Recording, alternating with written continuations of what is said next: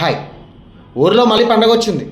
ఏంటి పండగ అంటే రావాల్సిన పండగ ఇంకా చాలా దూరంలో ఉంది అది అనుకుంటున్నారా? సంక్రాంతి కాదండో నేను చెప్తుంది ఓట్ల పండగ.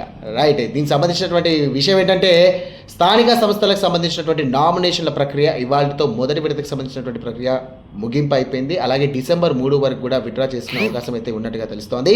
అలాగే నామినేషన్లకు సంబంధించి కూడా కొన్ని ఊర్లలో ఏకగ్రీవంగా అవుతున్నటువంటి సందర్భాలు చూస్తున్నాం. కానీ కొన్ని ఊర్లలో చూసుకున్నట్టయితే వేలంపాట వేసి మరీ కూడా సర్పంచ్ పదవిని వాళ్ళు కొనుక్కుంటున్నారంట.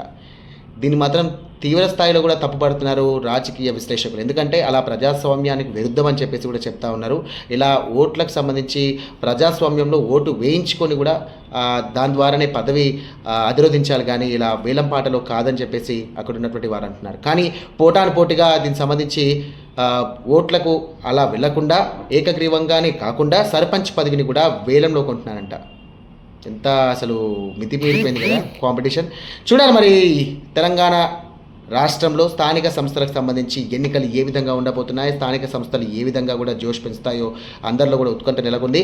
అయితే మరి అధికార పార్టీకి సంబంధించినటువంటి వర్గాలు గెలుస్తారా, లేకుంటే బీఆర్ఎస్ఆ, లేకుంటే బీజేపీయా, లేకపోతే ఇండిపెండెంట్ అభ్యర్థ అనే అంశాలు కూడా పరిగణలోకి తీసుకుంటున్నారు. చూడాలి మరి ఈసారి తెలంగాణ స్థానిక సంస్థలకు సంబంధించి కూడా ఏ పార్టీ విజయం సాధిస్తుందో.